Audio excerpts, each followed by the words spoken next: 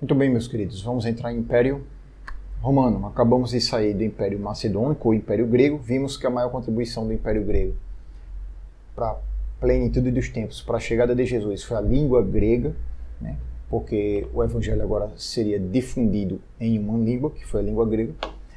E agora vamos entrar no Império Romano. E agora, queridos, inclusive a gente começa a entender por que o Novo Testamento foi escrito em grego. O Antigo Testamento foi escrito em hebraico, mas não tinha acontecido ainda a invasão do Império Macedônico, do Império Grego. Eles não tinham surgido ainda. Depois que eles surgiram e levaram a língua grega para o mundo todo, os evangelhos no Novo Testamento começaram a ser, os livros do Novo Testamento começaram a ser escritos em grego. Por que começaram a ser escritos em grego? Porque agora era a língua universalizada. Inclusive, era a língua que o mundo inteiro poderia saber. Então, o evangelho que poderia ser lido em Israel, que falava hebraico, apesar do grego estar lá, ele falava hebraico, mas também poderia ser ouvido no Egito, porque apesar dos egípcios falarem egípcio, eles também tinham sido dominados pelo Império Grego e a língua grega também estava presente lá. Apesar do povo de Israel falar hebreu, eles também tinham sido dominados pelos gregos, a língua grega estava lá. Apesar dos persas falarem persa, eles também tinham sido dominados pelo povo grego, pelo povo macedônico, e a língua grega estava presente lá. Então esse evangelho na língua grega, ele podia ser difundido pelo mundo. Tá ok, queridos? Muito bom. Vamos entrar no Império Romano. Queridos, esse aqui é o Império Romano. Vamos ampliar esse mapa aqui, olha só. Então aqui a gente pode perceber o seguinte, queridos, olha só. Aqui a Grécia, o Império Grego, que a gente viu, o Império Macedônico.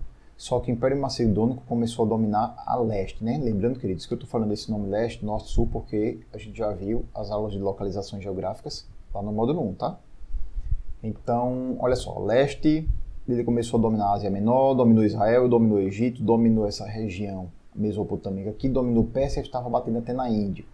Só que aqui, a oeste do Império Grego, aqui ocidental Império Grego, em Roma, estava crescendo essa cidade, e ela estava começando a dominar tudo. Então essa região mais escurinha aqui no mapa, gente, foi onde, nessa época aqui, olha, por volta de 6 a.C. a 29 depois de Cristo, Império Romano no tempo de Jesus, nessa época, essa parte escura aqui, onde o Império Romano já tinha dominado. Então o Império Romano dominou aqui, ó, a oeste, essa parte da Espanha, que hoje é Portugal e Espanha, né? Essa parte da Gália, que hoje é França. Ele dominou aqui a Grécia, dominou a Turquia, a atual Turquia, que era a Ásia Menor, dominou a terra de Israel, também oprimiu o povo de Israel. O Egito todo foi dominado pelos romanos e esse norte da África aqui todinho. Depois de Jesus, eles ainda continuaram dominando mais e fecharam o mar Mediterrâneo todinho para eles. Então, esse mar gigante, que era o grande mar Mediterrâneo, estava todo cercado por fora e por dentro, na parte da frota de navios, pelo Império Romano, queridos. O Império Romano dominou e dominou forte. Então foi um império muito poderoso. Esse império. O mar Mediterrâneo era considerado um laguinho para os romanos, né? Um mar gigante desse. Olha só a curiosidade. Enquanto o povo de Israel via o lago da Galileia, muitos não tinham nem visto o mar Mediterrâneo na vida, né? Só tinham visto o lago da Galileia. Então para eles aquilo era um mar. Chamava o lago da Galileia de mar da Galileia. Aqui já estava sendo o contrário nesse grande império, né? Um mar gigante como o mar Mediterrâneo, eles iam, é como se fosse assim, é o nosso laguinho, é o nosso mar. Então isso em latim, eles iam assim, o mar nosso. Latim, mare nostrum. Então quando a gente ouvir essa expressão mare nostrum, é mar nosso, são os romanos dizendo assim, é o nosso mar, é o nosso mar. E realmente era deles, né? Cercou tudo aqui. Então os romanos dominaram tudo isso aqui, queridos, tá? Esse aqui é o Império Romano, essa parte escura. Queridos, olha só, com isso a gente vai concluindo a parte do Império Romano, mas tem alguns detalhes que a gente precisa entender ainda. Eu vou voltar. Vamos voltar para esse mapa aqui. Queridos, o Império Romano, quando ele fez isso aqui, teve praticamente 3 coisas, teve muitas, né? Mas eu vou citar ao menos 3 de que eles também influenciaram na chegada de Jesus. A gente já viu que o Império Grego, o Império Macedônico influenciou na língua grega, e o Império Romano influenciou em praticamente mais 3. Uma delas, eles oprimiam o povo judeu, oprimiam o povo hebreu. As pessoas tinham os seus impostos cobrados, os soldados iam lá e oprimiam as pessoas. Então, o povo judeu estava sendo tão oprimido, o povo de Israel, que eles estavam clamando por um Messias, por um libertador que era prometido. Ah, mas sempre houve a promessa do libertador. Mas enquanto as pessoas estavam de boa, não tinha como clamar tanto. E agora que as pessoas estavam sendo oprimidas, eles estavam dizendo, Senhor, nos envia o Messias, nos envia o libertador. Então, isso contribuiu, de certa forma, essa sede deles já estava se encaixando com a chegada de Jesus. Então, o fato dos romanos oprimirem o povo hebreu e o povo hebreu estar clamando pelo libertador, pela opressão, é uma das contribuições dos romanos, contribuição, que má contribuição, né?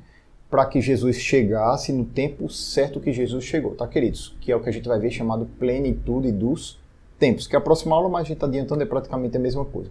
É o tempo certo dele chegar. Então os romanos, com a opressão que ele fez e o povo clamando por libertador foi uma. Outra, os romanos eles fizeram muitas estradas, tanto por fora quanto por dentro do mar. Por quê? Porque através das estradas eles recolhiam os impostos, eles levavam soldados, eles traziam soldados, eles dominavam, levavam governador, levavam administrador. Essas estradas romanas fez com que o mundo ficasse praticamente ligado. O mundo já estava sendo ligado praticamente pela língua, que era a língua grega, lembra? E agora pelas estradas. Porque as estradas facilitavam alguém vir da Ásia Menor para a Espanha, pelo Mar Mediterrâneo. Inclusive Paulo fez várias viagens missionárias, lembra, queridos? Tanto por terra quanto pelo mar também. Lembra aquela história da tempestade que ele teve, que chegou numa ilha, e a cobra mordeu a mão dele, e depois o navio se quebrou. Não, tudo isso no mar, foi esse mar Mediterrâneo. Isso a gente vai ver, se Deus permitir, a gente chegar lá, né, num momento de estudo dessa parte de Atos, a gente vai tratar sobre isso aí. Mas voltando para cá, então tinha várias estradas aqui, e essas estradas contribuíam ou não contribuíam para a difusão do Evangelho? Contribuía. As estradas contribuíam para a difusão do Evangelho. Então, a língua grega do Império Grego já estava contribuindo para a difusão do Evangelho, na língua. O povo estava clamando por um libertador, foi uma contribuição praticamente do Império Romano. As estradas romanas foi praticamente uma contribuição do Império Romano. Claro que eles fizeram as estradas para dominarem mais, né? Mas acabou sendo uma contribuição. E outra coisa, como os romanos dominaram o mundo todo, queridos, eles fizeram, antigamente tinha guerra entre eles mesmos, e agora mesmo o Império Romano oprimindo cada um, mas como eles dominaram, não tinha mais sentido a Espanha fazer guerra com Grécia. Não tinha mais sentido a Ásia Menor fazer guerra com o Egito. Por quê? Porque estava tudo sob o Império Romano. O que é que isso significa dizer? Que o mundo, de certa forma, estava em paz. Como assim? O Império Romano não oprimia? Oprimia, ele oprimia. Porém, fora aquela opressão, não fazia sentido os países deixarem guerra um contra o outro, porque era tudo Império Romano. Então, existia uma coisa que era paz no mundo, que eles chamavam de Pax Romana. Era como se fosse a paz que Roma propicia, Pax Romana. Tá, entendi, mas o que é que isso contribui para o Evangelho? Porque antes era muito perigoso, muito mais perigoso as pessoas viajarem de um local para outro para levar o Evangelho, porque podia ter ladrão, podia ter assaltante, podia ter guerra entre os países. Já não tinha estrada direito. As pessoas já não falavam, antes do Império Grego, não falavam muito as línguas. Então o que mais podia ter é isso. E agora, com as estradas e com o Império Romano dominando tudo, as pessoas poderiam ir de um local para outro com uma certa segurança. Claro que eles pagavam os impostos deles, naturalmente, mas eles iam ter a segurança de chegar num local com outro. Detalhe, essa questão da segurança de se viajar contribuiu para a difusão do Evangelho? Contribuiu, queridos. Olha só, queridos, curiosidade. Roma, ele queria praticamente duas coisas. Eles não se importavam com religião, não se importavam nada. Eles só se importavam com duas coisas. Uma, eles não queriam revoltas. Eles diziam, olha, eu não quero saber de picuinha. Se eu dominei, fique quietinho, fique dominado e dê o seu imposto, dê dinheiro. Era como eu dizia. Eles diziam, eu quero que recolha imposto, eu quero enriquecer, eu quero ficar um império rico. Então, eu quero que recolha os impostos das províncias dominadas, dos vassalos, recolha os impostos de cada um e fique tudo quietinho. Então, os governadores, lembra de governadores?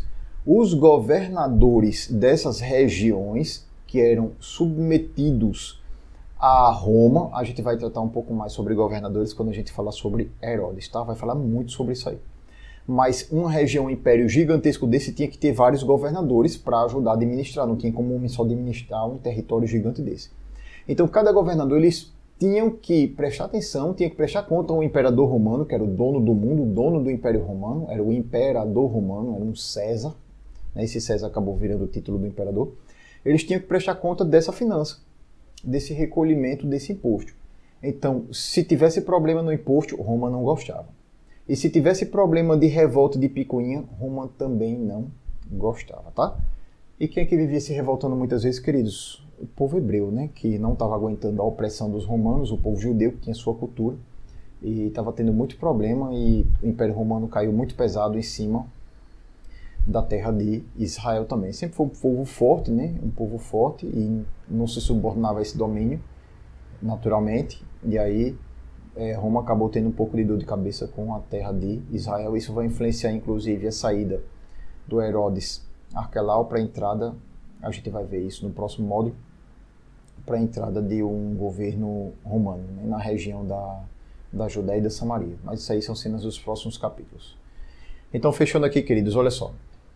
Roma contribuiu pelo fato de oprimir, no caso dos hebreus, para o evangelho, que as pessoas estavam clamando por um libertador. As estradas romanas favoreceram a difusão do evangelho e também a Pax Romana, né? A paz que Roma proporcionou por dominar todo mundo naturalmente, favoreceu, contribuiu para a chegada do evangelho, tá? Então, queridos, com isso a gente acaba esse objetivo específico, tanto a respeito das invasões de domínio grego, Império Macedônico, assim como o domínio romano. E agora na próxima aula a gente entra em plenitude dos tempos.